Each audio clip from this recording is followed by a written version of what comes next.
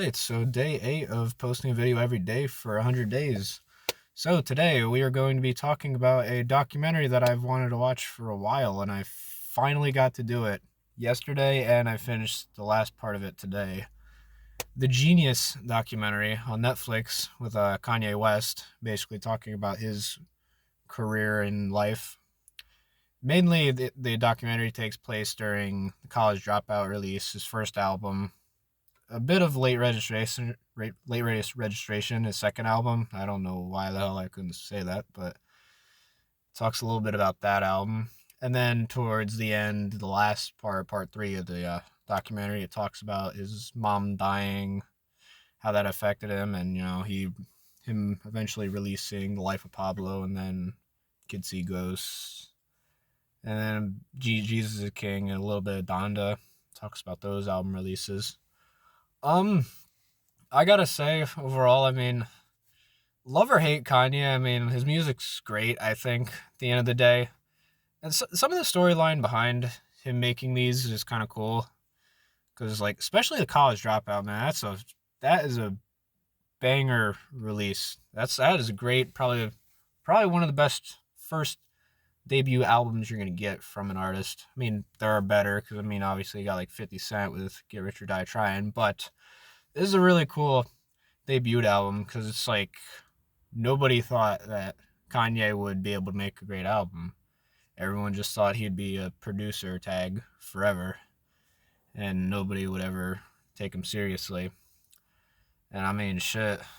The whole journey of him just trying to sign to the Rockefeller record label with Jay-Z's, and Dame Dime is the other guy that's the co-founder as well. It's really, really cool because it's like, it really, the thing with that is like Jay-Z was on board with him, but Dame Dime really wasn't committed to like giving Kanye a release date for his album.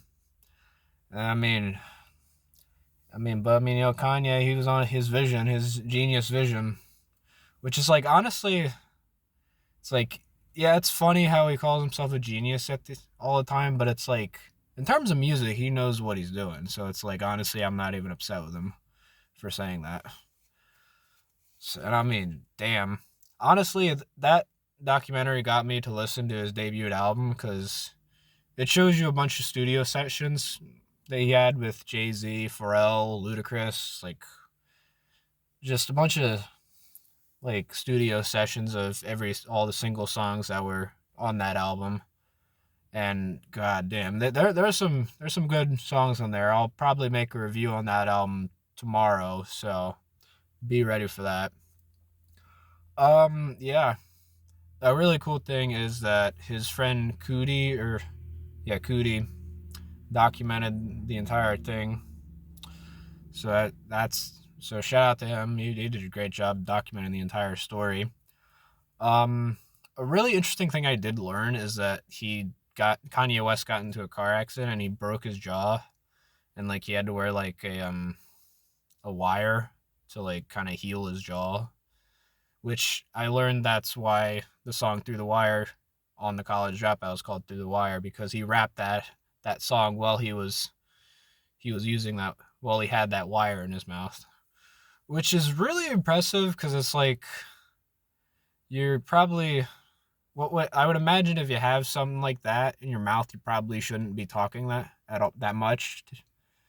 You can talk, but you probably shouldn't be rapping while your jaw is healing. Probably shouldn't be rapping crazy.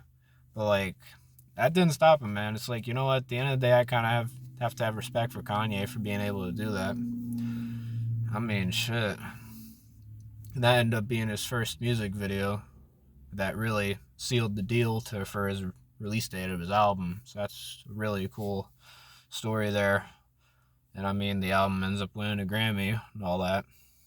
And yeah, it really doesn't get too much into late registration. It mentions that it released and then that it won a Grammy. And it also, mentions the hit song Hey Mama, which is about him and how he appreciates his mom for all she did. And yeah, the tragic turning point for the documentary is when his mom, Donda West, ended up passing away from a heart attack. She was 56, I believe. Yeah, she had a heart attack, and they were like trying to give her like emergency surgery, and it just she ended up losing her pulse, and she was just done. She was just gone. And yeah, you kind of the thing with Kanye though is like he had love with his mom to the point where he wasn't gonna stop in grief. He was gonna keep working, but grief at the same time. And it's like God, and it, which eventually led to him stopping the documentary for like, let's see, well that he stopped the documentary in like 2007 or 2008, beginning of 2008, just about. So, and then it didn't. The third episode kind of starts back up again at 2016 when Life of Pablo releases. So yeah, they stopped the documentary for like almost 8 years, just about. Then they returned. Actually, no, that's the lie. No, it was no, they started the documentary back up again in 2014 when they had a reunion festival in Chicago, and it was really interesting to see the change, him evolve, because it's like he was just like a normal like down to earth rapper, like in the early episodes when like like the 2004 to 2008 time around, he was just a bit he was a coming up big and coming up rapper, so he was down to earth. Not really a lot of people really knew him yet. And then when you transition all the way to 2014, now he's got like a whole shoe brand, all that crap. And then he's got like everybody knows him. He's like basically like one of the biggest people in the world now in 2014. And keep in mind, his best friend Cootie at this point hadn't seen him since 2008 when he stopped the recording because of Kanye's grief and all that. But I mean, a really interesting thing about that is that he's still Kanye still kept releasing albums. You just didn't see them in them releasing the documentary too much. They gave you like little like flash throughs of like little things that he did, like while they stopped recording. But that wasn't Cootie's recording. That was more of just like recordings of just other stuff that he's done, like him winning Grammys for other albums and all that stuff. Talks about his other albums, Graduation. Not well, okay, not too much of Graduation, 808s and Heartbreaks. It talks about Jesus, Watch the Throne, the collab with Jay-Z.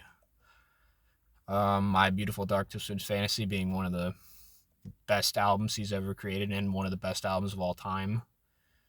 Which, I mean, I haven't really listened to that album much yet, but a lot of people really like that one.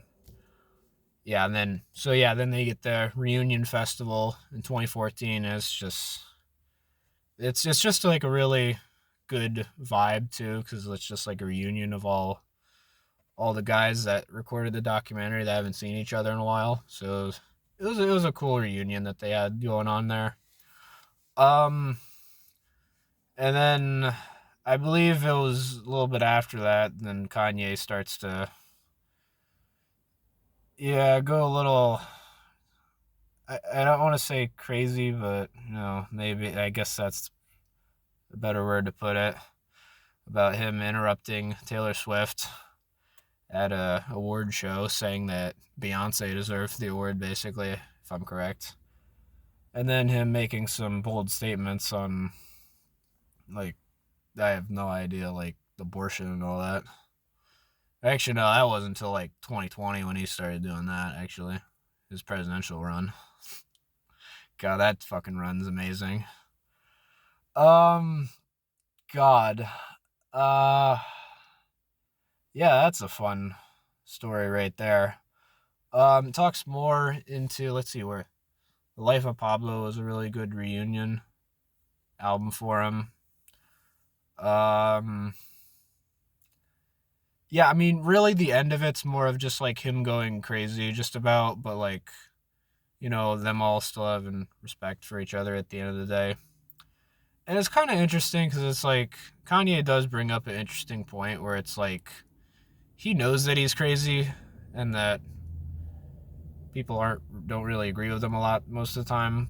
But he mentions a good point of, you know, the world, we live in a world of lies. And it's like, he might have a point with that, I mean, honestly. So, and that, some crazy people may be telling the truth. I mean, it's hard to say with Kanye because, I mean, I think there's a lot of extra stuff going on with him, but he does bring up a good point, too. It's like the normal is full of lies just about. So, I mean, maybe some of the stuff he's saying might be correct. I don't know, but a lot of people just don't listen to him because it doesn't seem normal. But it might not be wrong. I don't know. Overall, I think it's a great documentary. But yeah, let me know if you've seen the Genius documentary, if you liked it, hate it, if you're a fan of Kanye West, if you hate Kanye West. I don't know. At the end of the day, let me know in the comments below. And we'll see y'all tomorrow for another video. And other than that, though, have a great day, man.